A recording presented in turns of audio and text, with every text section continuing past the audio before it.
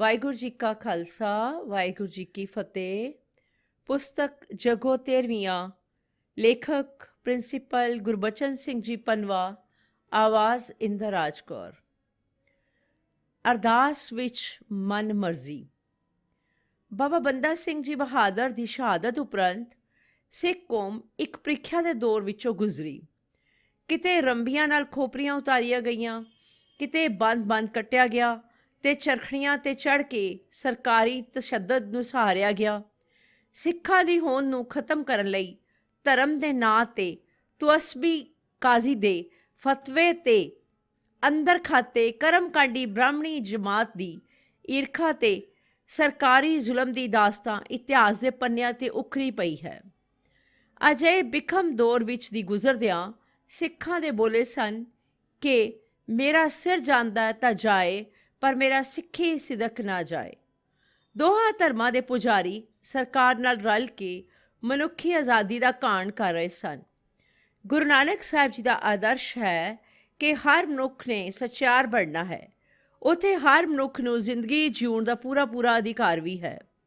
ਗੁਰੂ ਨਾਨਕ ਸਾਹਿਬ ਜੀ ਨੇ ਹਲੇਮੀ ਰਾਜ ਦੀ ਸਥਾਪਨਾ ਕੀਤੀ ਸੀ, ਜੋ ਬੱਤੀਆਂ ਬੰਦ ਕਰਨ, ਅਖੰਡ ਪਾਠਾਂ ਦੀਆਂ ਲੜੀਆਂ, ਕੀਰਤਨ ਦਰਬਾਰਾਂ, ਨਗਰ ਕੀਰਤਨਾਂ ਤੇ ਸੰਪਟ ਪਾਠਾਂ ਵਿੱਚ ਗਵਾਚਦੀ ਜਾ ਰਹੀ ਹੈ।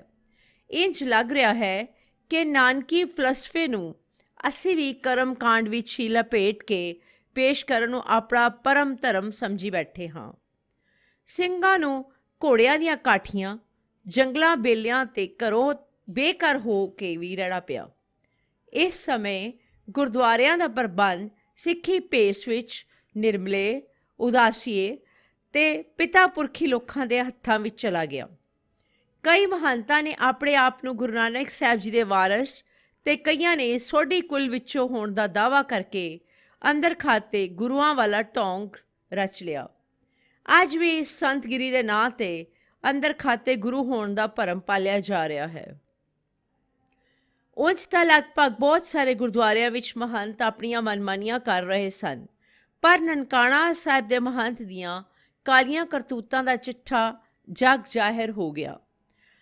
ਜਦੋਂ ਸਿੰਧੀ ਪਰਿਵਾਰ ਦੀ ਦੁਰਗਤੀ ਕਰਦਿਆਂ ਪੂਰਾ ਸ਼ਰਮ ਮਹਿਸੂਸ ਨਾ ਕੀਤੀ, ਸੂਝਵਾਨ ਪੁਰਖਿਆਂ ਨੇ ਇਹ ਪੱਕਾ ਮਨ ਬਣਾ ਲਿਆ ਕਿ ਇਹਨਾਂ ਕਾਲੀਆਂ ਕਰਤੂਤਾਂ ਵਾਲੇ ਮਹੰਤਾਂ ਤੋਂ ਗੁਰਦੁਆਰਿਆਂ ਦਾ ਪ੍ਰਬੰਧ ਛੁਡਾ ਕੇ ਸੰਗਤ ਦੇ ਹਵਾਲੇ ਕੀਤਾ ਜਾਏ। ਸਿੰਘਾਂ ਨੂੰ ਇਹਨਾਂ ਮਹੰਤਾਂ ਦੇ ਜ਼ੁਲਮਾਂ ਦਾ ਸ਼ਿਕਾਰ ਹੋਣਾ ਪਿਆ। ਇਹਨਾਂ ਮਹੰਤਾਂ ਨੂੰ ਅੰਦਰ ਖਾਤੇ ਸਰਕਾਰੀ ਹਮਾਇਤ ਪ੍ਰਾਪਤ ਸੀ। ਲੰਬਾ ਸਮਾਂ ਗੁਰਦੁਆਰਿਆਂ ਵਿੱਚ ਰਹਿਣ ਕਰਕੇ ਇਹ ਪੁਜਾਰੀ ਜਮਾਤ ਆਪਣੀਆਂ ਡੂੰਘੀਆਂ ਜੜ੍ਹਾਂ ਲਗਾ ਚੁੱਕੀ ਸੀ। ਜੰਡਾਂ ਨਾਲ ਬੰਨ੍ਹ ਕੇ ਸੜਨ ਤੋਂ ਬਿਨਾਂ ਇਹਨਾਂ ਨੇ ਗੁਰਦੁਆਰਿਆਂ ਵਿੱਚੋਂ ਬਾਹਰ ਨਹੀਂ ਜਾਣਾ ਸੀ। ਜੱਗੋ 13ਵੀਂ ਕਰਦਿਆਂ ਇਹਨਾਂ ਮਹੰਤਾਂ ਨੇ ਗੁਰਦੁਆਰਿਆਂ ਦੀ ਮਰਿਆਦਾ ਨੂੰ ਪੁੱਠਾ ਗੇੜਾ ਦਿੰਦਿਆਂ ਅੰਦਰਲੀ ਤੇ ਬਾਹਰਲੀ ਮਰਿਆਦਾ ਨੂੰ ਹਿੰਦੂ ਮੰਦਰਾਂ ਦੀ ਤਰਜ਼ ਤੇ ਬਣਾ ਦਿੱਤਾ।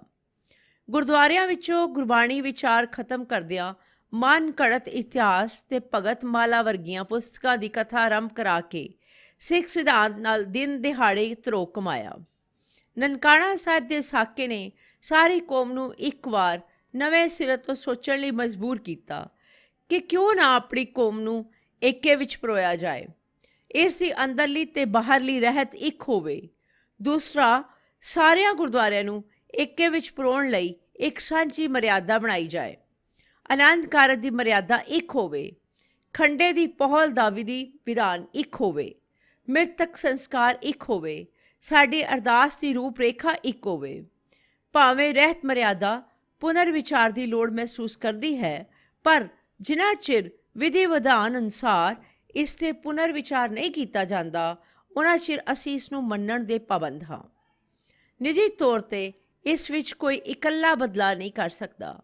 ਰਹਿਤ ਮਰਿਆਦਾ ਤਾਂ ਬਣ ਗਈ, ਪਰ ਬ੍ਰਾਹਮਣੀ ਸੋਚ ਵਾਲੀ ਬਿਰਤੀ ਨੇ ਅੱਜ ਵੀ ਉਸ ਰਹਿਤ ਮਰਿਆਦਾ ਨੂੰ ਆਪਣੇ ਰਸੂਖ ਵਾਲੇ ਗੁਰਦੁਆਰਿਆਂ ਵਿੱਚ ਲਾਗੂ ਨਹੀਂ ਹੋਣ ਦਿੱਤਾ।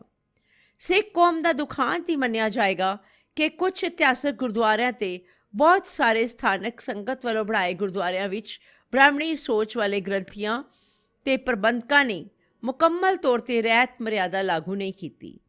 ਅਰਦਾਸ ਨੂੰ ਡੇਰਾਵਾਦ ਬਿਰਤੀ ਨੇ ਲਗਭਗ ਆਪਣੇ ਅਨੁਸਾਰ ਬਣਾ ਲਿਆ ਹੈ। ਹਰ ਡੇਰੇ ਦੀ ਆਪਣੀ ਅਰਦਾਸ ਹੈ, ਜੋ ਉਹਨਾਂ ਦੇ ਗੁਟਕਿਆਂ ਵਿੱਚ ਆਮ ਦੇਖੀ ਜਾ ਸਕਦੀ ਹੈ। ਜਿੰਨੇ ਕੁ ਵਿਸ਼ੇਸ਼ਣ ਅਰਦਾਸ ਵਿੱਚ ਚਾਹੀਦੇ ਹਨ, ਓਨੇ ਕੁ ਪੰਥ ਰਹਿਤ ਮਰਿਆਦਾ ਵਿੱਚ ਸਤਿਕਾਰ ਲਈ ਹਰ ਥਾਂ 'ਤੇ ਲੱਗੇ ਹੋਏ ਹਨ। ਰਹਿਤ ਮਰਿਆਦਾ ਦੀਆਂ ਸਤਰਾਂ ਜਾਂ ਪੈਰਿਆਂ ਵਿੱਚ ਵਾਧਾ ਘਾਟਾ ਕਰਨ ਦੀ ਜ਼ਰੂਰਤ ਨਹੀਂ ਹੈ। ਡੇਰਾਵਾਦ ਬਿਰਤੀ ਦੀ ਅਰਦਾਸ ਵਿੱਚ ਪੰਜਾਂ ਪਿਆਰਿਆਂ ਵਾਲੇ ਬੰਦ ਵਿੱਚ ਆਪਣੇ ਵੱਲੋਂ ਤਿੰਨਾਂ ਪਿਆਰਿਆਂ ਸੱਚਿਆਰਿਆਂ ਦੇ ਅੱਗੇ ਕਲਯੁਗ ਵਿੱਚ ਤਪ ਕਰਨ ਵਾਲੇ, ਨਾਮ ਅਭਿਆਸ ਕਰਨ ਵਾਲੇ, ਕਰਨੀ ਵਾਲੇ ਮਹਾਂਪੁਰਸ਼ਾਂ, ਬ੍ਰਹਮ ਗਿਆਨੀਆਂ ਦੀ ਕਮਾਈ ਵਾਲੇ ਇਹਨਾਂ ਮਹਾਂਪੁਰਸ਼ਾਂ ਦੀ ਕਮਾਈ ਦਾ ਧਿਆਨ ਧਰ ਕੇ ਬੋਲੋ ਜੀ ਵਾਹਿਗੁਰੂ। ਜਿਨ੍ਹਾਂ ਸਿੰਘਾਂ ਸਿੰਘਣੀਆਂ ਨੇ ਧਰਮ ਹੇਠ ਸੀਸ ਦਿੱਤੇ, ਸਦਾ ਬਹਾਰ ਸ਼ਬਦ ਹੈ। ਇਹ ਸ਼ਬਦ ਆਪਣੇ ਆਪ ਵਿੱਚ ਇੱਕ ਮੁਕੰਮਲ ਇਤਿਹਾਸ ਹੈ, ਕਿਉਂਕਿ ਸ਼ਹੀਦੀਆਂ ਤਾਂ ਹੁੰਦੀਆਂ ਹੀ ਰਹਿਣੀਆਂ ਹਨ। ਜਿੰਨਾ ਸ਼ਬਦ ਹਰ ਸਮੇਂ ਲਈ ਢੁਕਦਾ ਹੈ, ਜੋ ਸਮੇਂ ਦੀ ਪਾਬੰਦੀ ਤੋਂ ਉੱਪਰ ਹੈ, ਪਰ ਕੁਝ ਵੀਰਾਂ ਨੇ ਆਪਣੇ ਵੱਲੋਂ ਨਵੀਨ ਤੇ ਪ੍ਰਾਚੀਨ ਸ਼ਹੀਦ ਸ਼ਬਦ ਜੋੜ ਕੇ ਸ਼ਹੀਦਾਂ ਨੂੰ ਵੰਡਣ ਦਾ ਯਤਨ ਕੀਤਾ ਹੈ। ਇੱਕ ਡੇਰਾਵਾਦੀ ਗ੍ਰੰਥੀ ਦੀ ਬਿਮਾਰ ਮਾਨਸਿਕਤਾ ਨੇ ਤਾਂ ਜੱਗੋ ਤੇਰਵੀਂ ਕਰਦਿਆਂ ਪੰਜਾਂ ਤਖਤਾਂ, ਸਰਬੱਤ ਗੁਰਦੁਆਰਿਆਂ ਦੇ ਨਾਲ ਸਮੂਹ ਤਪ ਅਸਥਾਨਾਂ, ਭੋਰਿਆਂ ਤੇ ਮਹਾਂਪੁਰਸ਼ਾਂ ਦੇ ਡੇਰਿਆਂ, ਕਮਾਈ ਵਾਲੇ ਠਾਠਾਂ ਦਾ ਧਿਆਨ ਧਰ ਕੇ ਬੋਲੋ ਜੀ ਕਹਿੰਦਿਆਂ ਪੂਰਾ ਸ਼ਰਮ ਮਹਿਸੂਸ ਨਹੀਂ ਕੀਤੀ। ਭਾਵ ਕਿ ਮਰ ਚੁੱਕੇ ਸਾਧਾਂ ਨੂੰ ਗੁਰੂਆਂ ਦੇ ਬਰਾਬਰ ਖੜਾ ਹੀ ਨਹੀਂ ਕੀਤਾ, ਸਗੋਂ ਉਹਨਾਂ ਦੇ ਪਿੰਡਾਂ ਵਾਲੀਆਂ ਥਾਵਾਂ ਨੂੰ ਵੀ ਤਖਤਾਂ ਗੁਰਦੁਆਰਿਆਂ ਦੇ ਬਰਾਬਰ ਲਿਆ ਖੜਾ ਕੀਤਾ ਹੈ। ਸੋਚਣ ਵਾਲੀ ਗੱਲ ਹੈ ਕਿ ਅੱਜ ਰਾਜਨੀਤਿਕ ਨੇਤਾਗਣ, ਧਾਰਮਿਕ ਆਗੂ ਅਜਿਹੇ ਸਥਾਨਾਂ 'ਤੇ ਜਾਂਦੇ ਹਨ, ਪਰ ਉੱਥੇ ਜਾ ਕੇ ਕਦੇ ਸਿੱਖ ਸਿਧਾਂਤ ਦੀ ਗੱਲ ਨਹੀਂ ਕਰਦੇ। ਸਿੱਖ ਸਿਧਾਂਤ ਦੀ ਪਟੜੀ ਤੋਂ ਲੱਥੇ ਡੇਰਿਆਂ 'ਤੇ ਜਾਣਾ ਉਹਨਾਂ ਨੂੰ ਮਾਨਤਾ ਦੇਣ ਦੇ ਬਰਾਬਰ ਹੈ। ਇਹ ਵਿਸਥਾਰ ਤਾਂ ਬਹੁਤ ਲੰਬਾ ਹੈ, ਪਰ ਇੱਥੇ ਸਿਰਫ ਧਿਆਨ ਹੀ ਦਿਵਾਉਣ ਦਾ ਯਤਨ ਕੀਤਾ ਗਿਆ ਹੈ। ਅਰਦਾਸ ਦੇ ਅਖੀਰਲੇ ਬੰਦ ਵਿੱਚ ਤਾਂ ਲਗਭਗ ਸੂਝਵਾਨ ਗ੍ਰੰਥੀਆਂ ਨੇ ਵੀ ਖੁੱਲ੍ਹ ਲੈ ਲਈ ਜਾਪਦੀ ਹੈ। ਜਿਸ ਤਰ੍ਹਾਂ ਅਰਦਾਸ ਦੇ ਅਖੀਰ ਵਿੱਚ ਆਉਂਦਾ ਹੈ, ਹੇ ਨਿਮਾਣਿਆਂ ਦੇ ਮਾਣ, ਨਿਤਾਣਿਆਂ ਦੇ ਤਾਣ, ਨਿਓਟਿਆਂ ਦੀ ਓਟ ਸੱਚੇ ਪਿਤਾ ਵਾਹਿਗੁਰੂ ਜੀ ਦੀ ਥਾਂ 'ਤੇ ਧੰਨ ਧੰਨ ਗੁਰੂ ਗ੍ਰੰਥ ਸਾਹਿਬ ਜੀ ਦਾ ਨਾਂ ਲਿਖਿਆ ਜਾ ਰਿਹਾ ਹੈ। ਜੱਗੋ ਤੇਰਵੀਂ ਕਰਦਿਆਂ ਅਰਦਾਸ ਦਾ ਇੱਕ ਰੂਪ ਨਾ ਰਹਿਣ ਦਿੰਦਿਆਂ ਗੁਰੂਆਂ ਦੀ ਵੀ ਗੁੱਟਬੰਦੀ ਕਰ ਲਈ ਹੈ। ਵੱਖ-ਵੱਖ ਇਤਿਹਾਸਕ ਅਸਥਾਨਾਂ 'ਤੇ ਵਾਹਿਗੁਰੂ ਸ਼ਬਦ ਦੀ ਥਾਂ ਜਿਸ ਗੁਰੂ ਜੀ ਨਾਲ ਸੰਬੰਧਿਤ ਅਸਥਾਨ ਹੁੰਦਾ ਹੈ, ਉੱਥੇ ਉਸ ਗੁਰੂ ਸਾਹਿਬ ਜੀ ਦਾ ਨਾਂ ਲਿਆ ਜਾ ਰਿਹਾ ਹੈ। ਕਈ ਗੁਰਦੁਆਰਿਆਂ ਵਿੱਚ ਕੇਵਲ ਸ਼ਹੀਦ ਸਿੰਘਾਂ ਦਾ ਨਾਂ ਲੈ ਕੇ ਹੀ ਅਰਦਾਸ ਕੀਤੀ ਜਾ ਰਹੀ ਹੈ, ਜੋ ਕਿ ਨਿਰਧਾਰਤ ਪੰਥ ਪ੍ਰਵਾਨਿਤ ਰਹਿਤ ਮਰਿਆਦਾ ਦੀ ਉਲੰਘਣਾ ਹੈ। ਜੱਗੋ ਤੇਰਵੀਂ ਕਰਦਿਆਂ ਡੇਰਾਵਾਦੀ ਬਿਰਤੀ ਹੁਣ ਹੇ ਨਿਮਾਣਿਆਂ ਦੇ ਮਾਣ, ਨਿਤਾਣਿਆਂ ਦੇ ਤਾਣ, ਨਿਓਟਿਆਂ ਦੀ ਓਟ ਸੱਚੇ ਪਿਤਾ ਵਾਹਿਗੁਰੂ ਜੀ ਦੀ ਸ਼ਬਦ ਦੀ ਥਾਂ 'ਤੇ ਮਰ ਚੁੱਕੇ ਸਾਧ ਦਾ ਨਾਂ ਲਿਆ ਜਾ ਰਿਹਾ ਹੈ। ਕੀ ਮਰ ਚੁੱਕਾ ਬਾਬਾ ਸਰਬ ਵਿਆਪਕ ਵਾਹਿਗੁਰੂ ਹੈ? ਅਰਦਾਸ ਵਿੱਚ ਕੜਾਹ ਪ੍ਰਸ਼ਾਦ ਸੰਬੰਧੀ ਵੀ ਆਪੇ ਬੜੇ ਗ੍ਰੰਥੀ ਕਹਿਣਗੇ, ਹੇ ਗੁਰੂ ਗ੍ਰੰਥ ਸਾਹਿਬ ਜੀਓ, ਆਪ ਜੀ ਨੂੰ ਭੋਗ ਲੱਗੇ, ਤੇ ਭਾਵ ਆਪ ਜੀ ਪਹਿਲਾਂ ਛਕੋ ਤੇ ਫਿਰ ਸੰਗਤ ਛਕੇਗੀ, ਜਦ ਕਿ ਸਾਰਾ ਪੰਥ ਦਰ ਪ੍ਰਵਾਨ ਸ਼ਬਦ ਦੀ ਵਰਤੋਂ ਕਰਦਾ ਹੈ। ਸ਼ਾਮ ਦੇ ਦੀਵਾਨ ਦੀ ਸਮਾਪਤੀ ਉਪਰੰਤ ਗੁਰੂ ਗ੍ਰੰਥ ਸਾਹਿਬ ਜੀ ਦੀ ਸੇਵਾ ਸੰਭਾਲ ਕਰਦਿਆਂ ਅਰਦਾਸ ਵਿੱਚ ਕਿਹਾ ਜਾ ਰਿਹਾ ਹੈ, ਹੇ ਗੁਰੂ ਗ੍ਰੰਥ ਸਾਹਿਬ ਜੀ, ਹੁਣ ਤੁਸੀਂ ਸੱਚਖੰਡ ਵਿੱਚ ਬਿਰਾਜਮਾਨ ਹੋਵੋ ਜੀ। ਸਵਾਲ ਪੈਦਾ ਹੁੰਦਾ ਹੈ ਕਿ ਜਿੱਥੇ ਗੁਰੂ ਗ੍ਰੰਥ ਸਾਹਿਬ ਜੀ ਦਾ ਪ੍ਰਕਾਸ਼ ਹੋਇਆ ਹੈ, ਫਿਰ ਉਹ ਸਥਾਨ ਕਿਹੜਾ ਹੋਇਆ? ਪੰਥਕ ਪੁਨਰ ਵਿਚਾਰ ਤੋਂ ਬਿਨਾਂ ਅਰਦਾਸ ਦੀ ਸ਼ਬਦਾਵਲੀ ਵਿੱਚ ਵਾਧਾ ਘਾਟਾ ਕਰਨਾ, ਅਰਦਾਸ ਦੀ ਰੂਪ ਰੇਖਾ ਵਿਗਾੜਨੀ ਕੋਈ ਚੰਗਾ ਰੁਝਾਨ ਨਹੀਂ ਹੈ। ਪਰਮਾਤਮਾ ਸਭ ਨੂੰ ਸਮਤ ਬਖਸ਼ੇ। ਵਾਹਿਗੁਰੂ ਜੀ ਕਾ ਖਾਲਸਾ, ਵਾਹਿਗੁਰੂ ਜੀ ਕੀ ਫਤਿਹ। ਧਰਮੀ ਯੋਧੇ। ਸਿੱਖ ਰਾਜਨੀਤੀ ਵਿੱਚ ਵੋਟਾਂ ਦੀ ਬਹੁਤ ਵੱਡੀ ਭੁੱਖ ਦੇਖਣ ਵਿੱਚ ਮਿਲਦੀ ਹੈ। ਇਸ ਭੁੱਖ ਨੇ ਸਿੱਖ ਸਿਧਾਂਤ ਦੇ ਬੁਨਿਆਦੀ ਨੁਕਤਿਆਂ ਨੂੰ ਇੱਕ ਪਾਸੇ ਰੱਖ ਕੇ ਜ਼ਿਆਦਾਤਰ ਪਰਿਵਾਰਿਕ ਰੋਟੀਆਂ ਸੇਕਣ ਦੀ ਝਲਕਾ ਮਾਰਦੀ ਦਿਸ ਰਹੀ ਹੈ। ਮਹਾਰਾਜਾ ਰਣਜੀਤ ਸਿੰਘ ਦਾ ਵੱਡ ਅਕਾਰੀ ਪੰਜਾਬ ਲਿਖਤਾਂ ਵਿੱਚੋਂ ਹੀ ਮਿਲੇਗਾ। ਭੂਗੋਲਿਕ ਤੌਰ 'ਤੇ ਦੇਖਿਆ ਜਾਏ ਤਾਂ ਪੰਜਾਬ ਦੀ ਗੈਰ ਕੁਦਰਤੀ ਵੰਡ ਹੋਈ ਹੈ। ਸਿੱਖਾਂ ਨੇ ਉਸ ਵੰਡ ਨੂੰ ਦੁਖੀ ਮਨ ਨਾਲ ਲਗਭਗ ਪ੍ਰਵਾਨ ਕਰ ਲਿਆ ਹੈ। ਬਾਹਰ ਵਿੱਚੋਂ ਆਏ ਬਜ਼ੁਰਗਾਂ ਦੇ ਹੋਕੇ ਸੁਣੇ ਨਹੀਂ ਜਾਂਦੇ। ਮੇਰੇ ਮਾਤਾ ਜੀ ਨੂੰ ਪੁਰਾਣੇ ਪੰਜਾਬ ਦੇ ਸਾਰੇ ਹਾਲਾਤ ਦਾ ਪਤਾ ਹੈ। ਉਹ ਜਦੋਂ ਵੀ ਕਦੇ ਆਪਣੇ ਬਾਹਰ ਪੱਛਮੀ ਪੰਜਾਬ ਵਿਚਲੇ ਬੇਰੀਆਂ ਦੇ ਬਾਗ, ਵੰਨ ਸੁਵੰਨੇ ਘੋੜੇ, ਜ਼ਮੀਨ ਦੀ ਬਹੁਤਾਤ ਅਤੇ ਪੁਰਾਣੇ ਘਰ ਸੰਬੰਧੀ ਜੋ ਜ਼ਿਲ੍ਹਾ ਸਿਆਲਕੋਟ ਅਤੇ ਤਹਿਸੀਲ ਨਾਰੋਵਾਲ ਵਿੱਚ ਪੈਂਦਾ ਸੀ ਦੀ ਗੱਲ ਕਰਦੇ ਨੇ, ਤਾਂ ਉਹਨਾਂ ਦੇ ਥੰਮਿਆ ਹੋਇਆ ਅਥਰੂਆਂ ਨੂੰ ਕੋਈ ਵੀ ਨਹੀਂ ਰੋਕ ਸਕਦਾ। ਜਨਮ ਭੋਏ ਨਾਲ ਉਹਨਾਂ ਦਾ ਮੋਹ ਅਤੇ ਕਰਤਾਰਪੁਰ ਦੀ ਧਰਤੀ ਨੂੰ ਉਹ ਹਮੇਸ਼ਾ ਯਾਦ ਕਰਦੇ ਹਨ। ਇਤਿਹਾਸ ਦੇ ਪੰਨਿਆਂ ਵੱਲ ਨਿਗਾਹ ਮਾਰਦੇ ਹਾਂ ਤਾਂ ਸਾਡੇ ਲੀਡਰਾਂ ਪਾਸੋਂ ਕਈ ਗਲਤੀਆਂ ਨਹੀਂ, ਸਗੋਂ ਕਈ ਵੱਡੇ ਗਲਤੇ ਹੋਏ ਲੱਗਦੇ ਨੇ। ਸਰਦਾਰ ਜਸਵੰਤ ਸਿੰਘ ਕੰਵਲ ਹੋਣਾ ਨੇ ਪਾਣੀਆਂ ਦੀ ਵੰਡ ਸੰਬੰਧੀ ਖੂਨ ਕੇ ਸੋਹਲੇ ਗਾਵੀਏ ਪੁਸਤਕ ਵਿੱਚ ਨੇਤਾਵਾਂ ਵੱਲੋਂ ਕੀਤੀਆਂ ਗਲਤੀਆਂ ਨੂੰ ਚਿਤਰਨ ਦਾ ਯਤਨ ਕੀਤਾ ਹੈ। ਸਿੱਖ ਮਸਲਿਆਂ 'ਤੇ ਸਾਡੇ ਕੌਮੀ ਸਿੱਖ ਲੀਡਰਾਂ ਨੇ ਸਮੇਂ-ਸਮੇਂ ਕੁਝ ਨਾ ਕੁਝ ਆਵਾਜ਼ਾਂ ਜ਼ਰੂਰ ਉਠਾਈਆਂ, ਪਰ ਹੁਣ ਉਹ ਆਵਾਜ਼ਾਂ ਵੀ ਵੋਟਾਂ ਦੀ ਰਾਜਨੀਤੀ ਵਿੱਚ ਦਬ ਕੇ ਰਹਿ ਗਈਆਂ ਲੱਗਦੀਆਂ ਹਨ। ਸਿੱਖ ਲੀਡਰਾਂ, ਸਿੱਖ ਬੁੱਧੀਜੀਵੀ ਵਰਗਾਂ, ਧਾਰਮਿਕ ਆਗੂਆਂ ਨੇ ਸਿੱਖ ਸਿਧਾਂਤ ਦੀ ਖੁੱਲ੍ਹ ਕੇ ਵਿਚਾਰ ਕਰਨ ਦਾ ਖਿਆਲ ਛੱਡ ਦਿੱਤਾ ਲੱਗਦਾ ਹੈ। ਐਸੇ ਖਿਲਾਫ ਵਿੱਚ ਡੇਰਾਵਾਦ ਬਿਰਤੀ ਨੇ ਖੂਬ ਲਾਭ ਉਠਾਇਆ ਹੈ। ਜਦੋਂ ਮਰਜ਼ੀ ਦਾਅਵਾ ਮਾਰ ਦਿੰਦੇ ਹਨ ਕਿ ਤੁਹਾਨੂੰ ਪਤਾ ਹੈ ਮੇਰੇ ਪਾਸ ਕਿੰਨੀਆਂ ਵੋਟਾਂ ਹਨ। ਵਿਚਾਰੇ ਲੀਡਰ ਤਾਂ ਉੱਥੇ ਹੀ ਦੜ ਵੱਟ ਜਾਂਦੇ ਹਨ। ਬਹੁਤੇ ਸਿੱਖ ਲੀਡਰ ਤਾਂ ਸਾਫ਼ ਹੀ ਪੱਲਾ ਝਾੜ ਦਿੰਦੇ ਹਨ ਕਿ ਜੀ ਅਸੀਂ ਤਾਂ ਰਾਜਨੀਤਿਕ ਬੰਦੇ ਹਾਂ, ਸਾਨੂੰ ਬਹੁਤਾ ਧਰਮ ਧੁਰਮ ਬਾਰੇ ਗਿਆਨ ਨਹੀਂ ਹੈ, ਜਿਵੇਂ ਚੱਲੀ ਜਾਂਦਾ ਹੈ ਚੱਲੀ ਜਾਣ ਦਿਓ, ਤੁਸੀਂ ਸਿਧਾਂਤ ਤੋਂ ਕੀ ਕਰਾਉਣਾ ਹੈ। ਅੱਜ ਹਰ ਡੇਰੇ ਦੀ ਆਪਣੀ ਆਪਣੀ ਰਹਿਤ ਮਰਿਆਦਾ ਹੈ। ਪੰਥ ਪ੍ਰਵਾਨਿਤ ਰਹਿਤ ਮਰਿਆਦਾ ਨੂੰ ਕੋਈ ਵੀ ਮੰਨਣ ਲਈ ਤਿਆਰ ਨਹੀਂ ਹੈ। ਇਹ ਡੇਰਾਵਾਦੀ ਬਿਰਤੀ ਦਾ ਇਹੀ ਜ਼ੋਰ ਲੱਗਿਆ ਹੋਇਆ ਹੈ ਕਿ ਕਿਸੇ ਨਾ ਕਿਸੇ ਤਰੀਕੇ ਸਾਡੇ ਡੇਰਿਆਂ ਦੀ ਰਹਿਤ ਮਰਿਆਦਾ ਲਾਗੂ ਹੋ ਜਾਵੇ।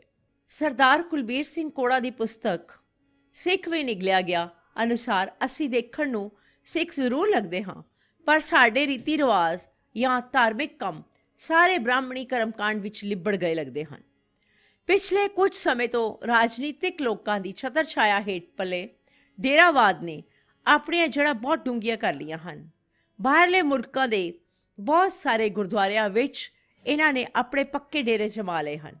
ਕੀ ਮਜ਼ਾਲ ਹੈ ਕਿ ਕੋਈ ਬੰਦਾ ਗੁਰਬਾਣੀ ਦੀ ਵਿਚਾਰ ਕਰ ਸਕੇ। ਜਦੋਂ ਵੀ ਕਦੇ ਸਿਧਾਂਤਿਕ ਗੱਲ ਕੀਤੀ ਜਾਂਦੀ ਹੈ ਤਾਂ ਝੱਟ ਡੇਰਾਵਾਦੀ ਬਿਰਤੀ ਨੂੰ ਇਕੱਠਿਆਂ ਕਰਕੇ ਗਾਲੀ ਗਲੋਚ ਤੇ ਦਸਤਾਰ ਉਤਾਰਨ ਤੱਕ ਚਲੇ ਜਾਂਦੇ ਹਨ। ਇੱਦਾਂ ਹੀ ਇੱਕ ਲੱਠ ਮਾਰ ਗ੍ਰੰਥੀ ਨੇ 30-35 ਨੌਜਵਾਨ ਬੱਚਿਆਂ ਨੂੰ ਇਕੱਠੇ ਕਰਕੇ ਲਿਆਂਦਾ ਕਿ ਬਾਬਾ ਜੀ ਸਾਡੇ ਸਵਾਲਾਂ ਦੇ ਉੱਤਰ ਦੇਣ। ਕੁਦਰਤੀ ਨੌਜਵਾਨ ਕਥਾ ਆਰੰਭ ਹੋਣ 'ਤੇ ਹੀ ਬੈਠ ਗਏ। ਉਹਨਾਂ ਨੇ ਸ਼ਬਦ ਦੀ ਵਿਚਾਰ ਬਹੁਤ ਹੀ ਧਿਆਨ ਨਾਲ ਸੁਣੀ। ਸ਼ਬਦ ਦੀ ਵਿਚਾਰ ਖਤਮ ਹੁੰਦਿਆਂ ਹੀ ਲੱਠ ਮਾਰ ਗ੍ਰੰਥੀ ਵੀ ਆਣ ਪਹੁੰਚਿਆ। ਦੀਵਾਨ ਦੀ ਸਮਾਪਤੀ ਉਪਰੰਤ ਡੇਰਾਵਾਦੀ ਗ੍ਰੰਥੀ ਜੀ ਨੇ ਰਾਹ ਰੋਕਦਿਆਂ ਬਹੁਤ ਹੀ ਤੱਤੇ ਹੁੰਦਿਆਂ ਥਾਣੇਦਾਰੀ ਲਹਿਜ਼ੇ ਵਿੱਚ ਕਿਹਾ, ਸਾਡੇ ਸਵਾਲਾਂ ਦੇ ਉੱਤਰ ਦਿਓ। ਮੈਂ ਕਿਹਾ ਕਿ ਲੰਗਰ ਦਾ ਸਮਾਂ ਹੋ ਗਿਆ ਹੈ, ਆਪਾਂ ਪਹਿਲਾਂ ਲੰਗਰ ਛਕ ਲਈਏ, ਫਿਰ ਬੈਠ ਕੇ ਵਿਚਾਰਾਂ ਕੀਤੀਆਂ ਜਾਣਗੀਆਂ। ਗ੍ਰੰਥੀ ਸਿੰਘ ਦੇ ਮਿੱਠੇ ਬਚਨਾਂ ਵਿੱਚੋਂ ਕੁੜੱਤਣ ਡਿੱਗਦੀ ਹੋਈ ਬੋਲੀ, ਤੈਨੂੰ ਲੰਗਰ ਦੀ ਬਹੁਤ ਕਾਹਲ ਪਈ ਹੈ, ਲੰਗਰ ਬਾਅਦ ਵਿੱਚ ਵੀ ਛਕਿਆ ਜਾ ਸਕਦਾ ਹੈ। ਮੈਂ ਸੋਚਿਆ ਜੇ ਮੈਂ ਚਲਾ ਗਿਆ ਤਾਂ ਇਹਨਾਂ ਨੇ ਕਹਿਣਾ ਕਿ ਕਥਾਵਾਚਕ ਡਰਦਾ ਮਾਰਾ ਭੱਜ ਗਿਆ। ਦੂਸਰਾ, ਨਾਲ ਆਏ ਬੱਚੇ ਬਹੁਤ ਭੋਲੇ ਹਨ। ਇਹਨਾਂ ਨੂੰ ਗੁਰਬਾਣੀ ਸੰਬੰਧੀ ਹੋ ਸਕਦਾ ਜ਼ਿਆਦਾ ਜਾਣਕਾਰੀ ਨਾ ਹੋਵੇ, ਕਿਉਂਕਿ ਉਹਨਾਂ ਦੀ ਔਸਤਨ ਉਮਰ 20 ਕੁ ਸਾਲ ਦੀ ਬਣਦੀ ਸੀ। ਮੋਟੇ ਭਾਰੇ ਤਾਅ ਵਿੱਚ ਆਏ ਗ੍ਰੰਥੀ ਜੀ ਨੇ ਆਪਣੇ ਨਾਲ ਦੇਸੋਂ ਕੁਝ ਨਾਮ ਤਰੀਕ ਪ੍ਰਚਾਰਕ ਵੀ ਲਿਆਂਦੇ ਹੋਏ ਸਨ, ਜੋ ਉਹਦੀ ਬੋਲੀ ਵਿੱਚ ਹਾਂ ਨਾਲ ਹਾਂ ਮਿਲਾਉਂਦੇ ਸਨ। ਬੈਠਦਿਆਂ ਸਾਰ ਮਲੇਸ਼ੀਅਨ ਨੌਜਵਾਨ ਬੱਚੇ ਕਹਿਣ ਲੱਗੇ ਕਿ ਬਾਬਾ ਜੀ, ਤੁਸਾਂ ਨੇ ਜੋ ਸ਼ਬਦ ਦੀ ਵਿਚਾਰ ਕੀਤੀ ਹੈ, ਸੱਚੀ ਸਾਨੂੰ ਬਹੁਤ ਸਮਝ ਆਈ ਹੈ। ਤੁਸੀਂ ਇਸ ਤਰ੍ਹਾਂ ਹੀ ਕਥਾ ਕਰਦੇ ਰਿਹਾ ਕਰੋ। ਮੈਂ ਹੈਰਾਨ ਸਾਂ ਕਿ ਗ੍ਰੰਥੀ ਜੀ ਨੇ ਆਪਣੀ ਸਹਾਇਤਾ ਲਈ ਬੱਚਿਆਂ ਨੂੰ ਲਿਆਂਦਾ ਹੈ, ਪਰ ਇਹ ਸਹੀ ਗੱਲ ਕਰ ਰਹੇ ਹਨ। ਦਰਅਸਲ ਬਾਹਰਲੇ ਮੁਲਕਾਂ ਵਿੱਚ ਰਹਿਣ ਵਾਲੇ ਬੱਚੇ ਝੂਠ ਨਹੀਂ ਬੋਲਦੇ। ਇਹ ਮੇਰਾ ਨਿੱਜੀ ਤਜਰਬਾ ਹੈ। ਇਹ ਗੱਲ ਮੈਂ ਕਈ ਕਥਾਵਾਂ ਵਿੱਚ ਦੁਹਰਾਈ ਵੀ ਹੈ। ਖੈਰ, ਇੱਕ ਦੂਜੇ ਵੱਲ ਦੇਖਦਿਆਂ ਇੱਕ ਦੂਜੇ ਨੂੰ ਕਹੀ ਜਾਣ, ਫਲਾਣਿਆਂ ਤੂੰ ਸਵਾਲ ਕਰ, ਫਲਾਣਿਆਂ ਤੂੰ ਸਵਾਲ ਕਰ। ਸਭ ਤੋਂ ਪਹਿਲਾਂ ਗ੍ਰੰਥੀ ਜੀ ਨੇ ਪਹਿਲ ਕਰਦਿਆਂ ਕਿਹਾ ਕਿ ਤੁਸੀਂ ਬੰਗਲਾ ਸਾਹਿਬ ਗੁਰਦੁਆਰੇ ਤੋਂ ਸੰਤਾਂ ਦੀ ਨਿੰਦਿਆ ਕਰਦੇ ਹੋ। ਮੈਂ ਕਿਹਾ ਤੁਸੀਂ ਠੀਕ ਕਹਿ ਰਹੇ ਹੋ, ਪਰ ਅਸੀਂ ਸੰਤਾਂ ਦੀ ਨਿੰਦਿਆ ਨਹੀਂ ਕਰਦੇ, ਸਗੋਂ ਸੰਤਾਂ ਬਾਰੇ ਸਹੀ ਜਾਣਕਾਰੀ ਦੇਣ ਦਾ ਯਤਨ ਕਰ ਰਹੇ ਹਾਂ। ਇਸ ਸਹੀ ਜਾਣਕਾਰੀ ਨੂੰ ਨਿੰਦਿਆ ਨਹੀਂ ਕਿਹਾ ਜਾ ਸਕਦਾ। ਮੈਂ ਕਿਹਾ ਜਿਹੜੇ ਸੰਤਾਂ ਤੇ ਵਿਭਚਾਰ ਦੇ ਕੇਸ ਬੜੇ ਜੇਲਾਂ ਕੱਟ ਕੇ ਬਾਹਰ ਆਏ ਹਨ, ਉਹਨਾਂ ਬਾਰੇ ਤੁਹਾਡਾ ਕੀ ਖਿਆਲ ਹੈ? ਹਾਂ ਜੀ, ਸਾਰੇ ਸੰਤ ਠੀਕ ਵੀ ਨਹੀਂ ਹਨ। ਚੰਗੇ ਮਨੁੱਖਾਂ ਦੀ ਗੁਰਬਾਣੀ ਦਾ ਸਿਫਤ ਕਰਦੀ ਹੈ। ਦੂਜਾ ਸਵਾਲ, ਤੁਸੀਂ ਨੰਗੀਆਂ ਲੱਤਾਂ ਵਾਲਿਆਂ ਨੂੰ ਬੁਰਾ ਭਲਾ ਕਿਉਂ ਕਹਿੰਦੇ ਹੋ? ਮੈਂ ਕਿਹਾ ਗੁਰਬਾਣੀ ਦਾ ਫੈਸਲਾ ਹੈ ਕਿ ਨੰਗਾ ਰਿਆਂ ਤੇ ਚੋਲੇ ਪਾਇਆ ਰੱਬ ਦੀ ਪ੍ਰਾਪਤੀ ਨਹੀਂ ਹੈ। ਕਬੀਰ ਸਾਹਿਬ ਜੀ ਦਾ ਸ਼ਬਦ ਸੁਣਾਇਆ ਗਿਆ, ਨਗਨ ਫਿਰਤ ਜੋ ਪਾਈਏ ਜੋਗ। ਫਿਰ ਭਾਈ ਜੀ ਬੋਲੇ, ਤੁਸੀਂ ਮਿਸ਼ਨਰੀ ਕੁੰਭ ਬਾਰੇ ਬੜਾ ਗਲਤ ਪ੍ਰਚਾਰ ਕਰ ਰਹੇ ਹੋ। ਦੇਸੋਂ ਆਇਆ ਬਹੁਤੇ ਹੀ ਕਾਲੇ ਸੁਭਾਅ ਵਾਲਾ 22 ਸਾਲ ਦਾ ਨੌਜਵਾਨ ਪ੍ਰਚਾਰਕ ਕਹਿੰਦਾ ਹੈ, ਮੈਂ ਮਿਸ਼ਨਰੀ ਕਾਲਜ ਦਾ ਪੜ੍ਹਿਆ ਹੋਇਆ ਹਾਂ, ਮੈਂ ਤੁਹਾਨੂੰ ਦੱਸ ਸਕਦਾ ਹਾਂ ਕਿ ਕੁੰਭ ਕਿੰਨਾ ਜ਼ਰੂਰੀ ਹੈ। ਇਹ ਧਰਮੀ ਯੋਧਾ ਕਹਿੰਦਾ ਹੈ, ਮੈਂ ਗੁਰਮਤਿ ਗਿਆਨ ਮਿਸ਼ਨਰੀ ਕਾਲਜ ਨੂੰ A ਤੋਂ ਲੈ ਕੇ Z ਤੱਕ ਜਾਣਦਾ ਹਾਂ। ਮੈਂ ਕਿਹਾ ਕਿ ਤੂੰ ਦੱਸੇਂਗਾ ਕਿ ਉੱਥੇ ਕੀ ਗਲਤ ਪੜ੍ਹਾਇਆ ਜਾ ਰਿਹਾ ਹੈ। ਮੈਂ ਕਿਹਾ ਤੇਰੇ ਗੱਲ ਕਰਨ ਦਾ ਅੰਦਾਜ਼ ਹੈ ਜਿਵੇਂ ਉੱਥੇ ਕੋਈ ਭੁੱਖੀ ਵਿਕਦੀ ਹੋਵੇ। ਅਸੀਂ ਪਿੰਡਾਂ ਵਿੱਚ ਜਾ ਕੇ ਕੈਂਪ ਲਗਾ ਰਹੇ ਹਾਂ, ਨਸ਼ਿਆਂ ਦੇ ਕੋਡ ਬਾਰੇ ਦੱਸ ਰਹੇ ਹਾਂ, ਬੱਚਿਆਂ ਨੂੰ ਦਸਤਾਰ ਦੀ ਮਹਾਨਤਾ ਬਾਰੇ ਦੱਸ ਰਹੇ ਹਾਂ। ਇਹ ਸਾਰਾ ਕੁਝ ਗੁਰਮਤਿ ਗਿਆਨ ਮਿਸ਼ਨਰੀ ਕਾਲਜ ਦੀ ਵੈਬਸਾਈਟ 'ਤੇ ਪਿਆ ਹੋਇਆ ਹੈ ਅਤੇ ਇੱਥੋਂ ਗੁਰਮਤਿ ਕੈਂਪਾਂ ਦੀ ਸਾਰੀ ਜਾਣਕਾਰੀ ਮਿਲ ਜਾਏਗੀ। ਜੇ ਵਾਕਿਆ ਹੀ ਤੈਨੂੰ ਧਰਮ ਪ੍ਰਚਾਰ ਦਾ ਸ਼ੌਂਕ ਹੈ ਤਾਂ ਆ ਚੱਲ ਮੇਰੇ ਨਾਲ ਪਿੰਡਾਂ ਵਿੱਚ ਜਾ ਕੇ ਪ੍ਰਚਾਰ ਕਰੀਏ। ਤੂੰ ਇੱਥੇ ਕੀ ਕਰਦਾ ਹੈ? ਉਸ ਕੋਲ ਕੋਈ ਜਵਾਬ ਨਹੀਂ ਸੀ। ਮੈਂ ਅੱਗੋਂ ਬੋਲਦਿਆਂ ਕਿਹਾ, ਅਸੀਂ ਕੌਣ ਹੁੰਦੇ ਹਾਂ ਤੁਹਾਡੇ ਕੁੰਭ ਨੂੰ ਹਟਾਉਣ ਵਾਲੇ? ਇਹ ਤੇ ਪੰਥ ਪ੍ਰਵਾਨਿਤ ਰਹਿਤ ਮਰਿਆਦਾ ਵਿੱਚ ਲਿਖਿਆ ਹੈ ਕਿ ਕੁੰਭ ਨਹੀਂ ਰੱਖਣਾ, ਅਤੇ ਮਰਿਆਦਾ ਵਿੱਚ ਜੋ ਲਿਖਿਆ ਹੈ ਉਹ ਦੱਸਿਆ ਜਾ ਰਿਹਾ ਹੈ। ਇੰਨੇ ਚਿਰ ਨੂੰ ਗੁਰਦੁਆਰਾ ਸਾਹਿਬ ਦੇ ਪ੍ਰਧਾਨ ਜੀ ਆ ਗਏ। ਮੈਨੂੰ ਉਹਨਾਂ ਬਾਰੇ ਪਤਾ ਨਹੀਂ ਸੀ। ਉਹਨਾਂ ਆਂਦਿਆਂ ਹੀ ਕਿਹਾ, ਕੌਣ ਕਹਿੰਦਾ ਕੁੰਭ ਰੱਖਣਾ ਜ਼ਰੂਰੀ ਹੈ? ਇਸ ਸੰਬੰਧੀ ਮੇਰੇ ਨਾਲ ਗੱਲ ਕਰੋ। ਇਹਨਾਂ ਨਾਲ ਕੋਈ ਗੱਲ ਨਹੀਂ ਕਰਨੀ। ਇਹ ਸਾਡੇ ਸੱਦੇ ਪੱਤਰ 'ਤੇ ਆਏ ਹਨ। ਮਲੇਸ਼ੀਅਨ ਨੌਜਵਾਨ ਬੱਚੇ ਫਿਰ ਕਹਿੰਦੇ ਕਿ ਪ੍ਰਿੰਸੀਪਲ ਜੀ, ਤੁਸੀਂ ਅੱਜ ਕਥਾ ਬਹੁਤ ਵਧੀਆ ਕੀਤੀ ਹੈ, ਇਸੇ ਤਰ੍ਹਾਂ ਦੀ ਕਰਿਆ ਕਰੋ, ਸਾਨੂੰ ਸ਼ਬਦ ਦੀ ਸਮਝ ਆਈ ਹੈ। ਮੈਂ ਕਿਹਾ, ਬੱਚਿਓ ਤੁਹਾਡਾ ਧੰਨਵਾਦ ਹੈ। ਮਲੇਸ਼ੀਅਨ ਬੱਚਿਆਂ ਵੀ 1-2 ਸਵਾਲ ਕੀਤੇ, ਪਰ ਉਹਨਾਂ ਨੂੰ ਆਪਣੇ ਸਵਾਲਾਂ ਸੰਬੰਧੀ ਵੀ ਪੂਰਾ ਪਤਾ ਨਹੀਂ ਸੀ, ਕਿਉਂਕਿ ਉਹਨਾਂ ਨੂੰ ਕੁਝ ਸਵਾਲ ਕਰਨ ਲਈ ਲਿਆਂਦਾ ਗਿਆ ਜਾਪਦਾ ਸੀ। ਦੇਸੋਂ ਆਏ ਪ੍ਰਚਾਰਕ ਨੇ ਇੱਕ ਹੋਰ ਕੜਤ ਛੱਡੀ, ਆਖੇ ਤੁਸੀਂ ਯੁਗਾਂ ਨੂੰ ਨਹੀਂ ਮੰਨਦੇ।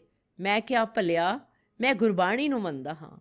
ਅਜਿਹੇ ਸਵਾਲ ਕਰਨ ਵਾਲੇ ਧਰਮੀ ਯੋਧੇ ਪਤਾ ਨਹੀਂ ਹੋਰ ਕਿੰਨਾ ਚਿਰ ਬਿਨਾਂ ਸਿਰ ਪੈਰ ਵਾਲੇ ਸਵਾਲ ਕਰਦੇ ਰਹਿੰਦੇ ਜੇ ਪ੍ਰਧਾਨ ਜੀ ਨਾ ਆਉਂਦੇ।